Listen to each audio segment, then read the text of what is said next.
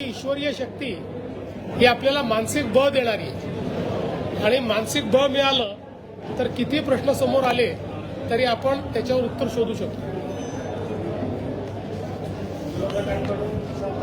Bharatiya Janata party बाबतीत बोललं जातं. भाजप हा शहरी लोकांचा आणि शहरी मतदारांचा पक्ष आहे, परंतु मागील 2 महिन्यापूर्वी बार्शी तालुक्यात जिल्हा परिषद आणि पंचायत समितीच्या निवडणुका झाल्या.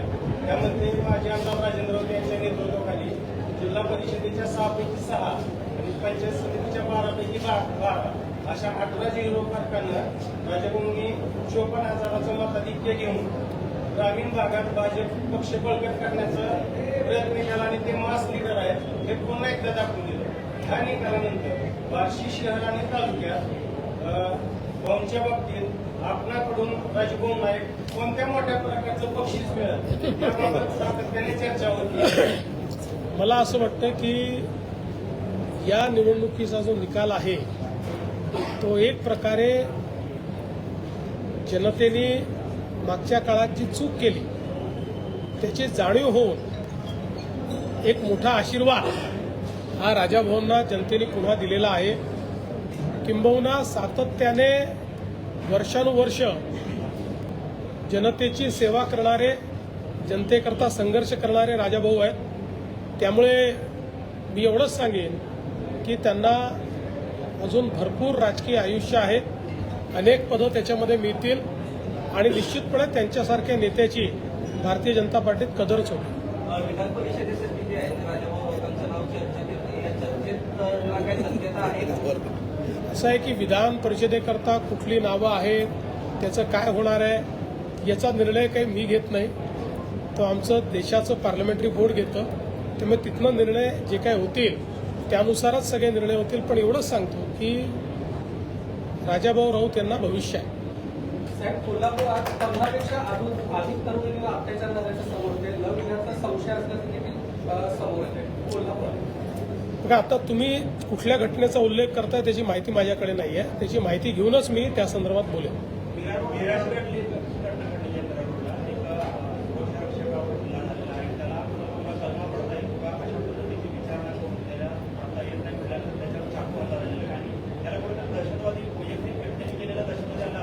मुळामध्ये एकूण हे जे प्रकरण आहे हे बघितलं तर सेल्फ रॅडिकलायझेशनचं प्रकरण आहे. मोठ्या प्रमाणात पुस्तकं, साहित्य, इंटरनेट या माध्यमातनं रॅडिकलायझेशनचा जो प्रयत्न आहे त्या प्रयत्नातनं हा जो व्यक्ती आहे, आरोपी आहे, हा तयार झालेला दिसतोय. त्यामुळे याला केवळ काहीतरी आपल्याला जिहाद करायचा आहे आणि जिहाद करायचा म्हणजे इतर धर्मियांना मारायचं आहे अशा पद्धतीच्या विचाराने पेटून त्यांनी हे कार्य केलेलं आहे. त्याला पकडलेलं आहे. आता ATS आणि NIA ची मदत घेऊन या रॅडिकलायझेशनच्या पाठीमागे कोण कोण आहे हे देखील या ठिकाणी शोधण्यात येईल. याचं कुटुंब हे परदेशात आहे, ते अमेरिकेमध्ये आहे. हाही अनेक वर्ष परदेशात राहिलेला आहे. त्यानंतर इथे आल्यानंतर पहिल्यांदा कुर्ल्यामध्ये आणि त्याच्यानंतर नवानगरला तो राहायला आला. त्यामुळे आता याच्या पाठीमागे कोण कोण आहेत, याच्या लिंकमध्ये कोण कोण आहेत, अजून कोणी असे रॅडिकलाइज झाले आहेत का, या सगळ्या गोष्टी ज्या आहेत त्या आता तपासामध्ये पुढे येतील. सोलापूर जिल्हा ठिकाणी काँग्रेसने आपण उभा केला होता.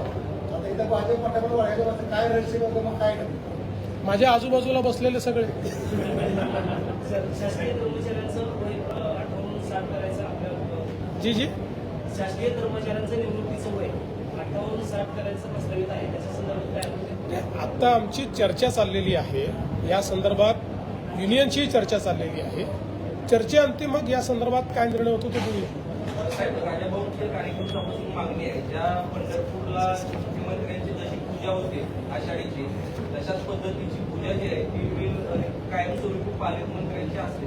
जे कोणी सोलापूरचे पालकमंत्री असतात त्यांच्या हस्ते होईल अशी मागणी आहे. जरूर याचा विचार करू. साहेब, एकनाथ शिंदे मुख्यमंत्री असताना पर्यावरण विभागाच्या वतीनं 11 तलावांना मान्यता दिली होती. मात्र मंत्री पंकजा मुंडेंकडून हा प्रकल्प रद्द करण्यात आला. 11 तलाव मला कल्पना नाही आहे. मी त्याची माहिती घेऊन सांगेन.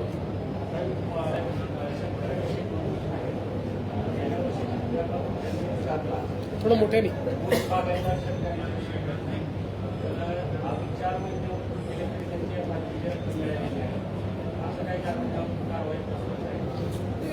आपल्याला कल्पना आहे की महाराष्ट्रामध्ये दरवर्षी आपण FRP जी आहे ही 99% वर अचीव करतो. थोडं मागे पुढे होतं कारण मार्केटमुळे कारखान्यांवरही कधी आणि अनेक वेळा आपणही मदत केली आहे, सरकारने मदत केली आहे. याही वर्षी ऊस कारखानदारीच्या संदर्भात एक बैठक आम्ही घेतली. त्याच्यावर एक आम्ही सचिव समिती तयार केलेली आहे. या सचिव समितीला यावेळच्या हंगामापुढची काय अडचणी आहेत त्या अडचणींचा आढावा घेण्याकरता सांगितलेला आहे. त्यानंतर एक शिष्टमंडळ घेऊन पुढच्या काळामध्ये मी स्वतः केंद्र सरकारकडे जाणार आहे. ज्या शिष्टमंडळामध्ये विशेषतः या ठिकाणी ऊस आणि कांदा उत्पादक यांचं एक शिष्टमंडळ घेऊन केंद्राकडनं याच्यामध्ये काय मदत मिळू शकते किंवा कशा प्रकारे नीती निर्धारण केलं जाऊ शकतं या संदर्भातला निर्णय आम्ही करणार आहोत. यांच्या घरावर जे आहेत काही शिवाजी कोरोना कॉम्रेड भूम कन्सरेंचे जे काही सहकारी त्यावेळेस होते किंवा त्यांच्या विचाराचे जे लोक आहेत त्यांनी त्यांच्या निषेधार्थ जो आहे तो मोर्चा काढला होता. त्या मोर्चेकरांना आपण सध्या ते धरपकड केली जाते. खरं म्हणजे निरर्थक वाद उभा झालेला आहे. पहिल्यांदा तर हे लक्षात ठेवा की या देशामध्ये छत्रपती शिवरायांचा कोणी अपमान करू शकत नाही. छत्रपती शिवरायांचा मान इतका मोठा आहे की कोणीही त्यांचा अशा पद्धतीनं अपमान करणं हे शक्यच नाही आहे. आता हे जे पुस्तक लिहिलं गेलं आहे 1979ला लिहिलं गेलेलं आहे त्याच्यावर आज वाद उकरून काढायचा आणि दोन्ही बाजूंनी एकमेकावर भिडायचं मला असं वाटतं की शुद्ध असामाजिक अशा पद्धतीचं असंवेदनशील अशा पद्धतीचं हे कृत्य आहे. मला असं वाटतं आक्षेप घेणाऱ्याने पुस्तक वाचलंय की नाही मला माहिती नाही. आंदोलन करणारे तिकडनं जे आलेले आहेत ते आपण कशाकरता करतो हे त्यांना माहिती आहे की नाही मला माहिती नाही.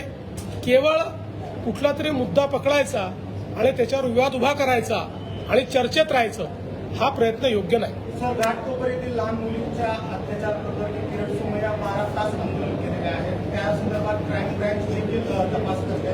पुढील आपली कार्यवाही काय असणार आहे? किरीट सोमय्यांची मागणी आम्ही मान्य केलेली आहे.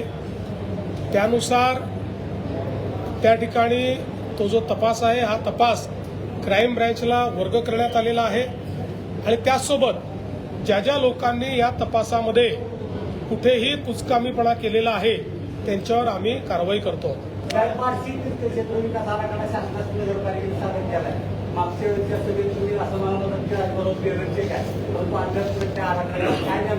त्याला अडचणी नसतात. त्याच्याकरता खूप वेगवेगळे फोरममधनं तो जावा लागतो.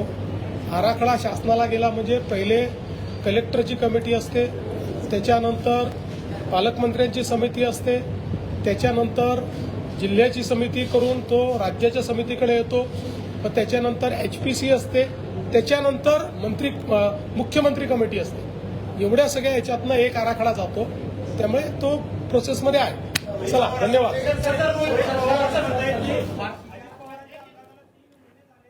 तर मुख्यमंत्री देवेंद्र फडणवीस सोलापूरमधल्या बार्शी इथून बोलत होते आणि या संदर्भात अत्यंत महत्त्वाची माहिती त्यांनी दिलेली आहे. तर मीरा रोड प्रकरणामध्ये ATS कडून तपास सुरू असल्याचं त्यांनी म्हटलं आणि त्याचप्रमाणे जे सध्या बुलढाण्यामध्ये एक नाट्य सुरू आहे त्या संदर्भात सुद्धा ते बोललेत. आमदार संजय गायकवाड यांनी जो वाद उकरून काढलेला आहे या संदर्भात सुद्धा त्यांनी म्हटलेलं आहे की पुस्तक वाचणाऱ्यांनी आमदारांनी हे पुस्तक वाचलेलं आहे की नाही माहिती नाही. हा वाद ज्यांनी उकरून काढला नाव न घेता त्यांनी टीका केलेली आहे. असामाजिक असंवेदनशील अशा प्रकारे हा सगळा प्रयत्न सुरू आहे आणि केवळ चर्चेत राहण्यासाठी हा वाद उकरून काढल्याचं त्यांचं म्हणणं आहे.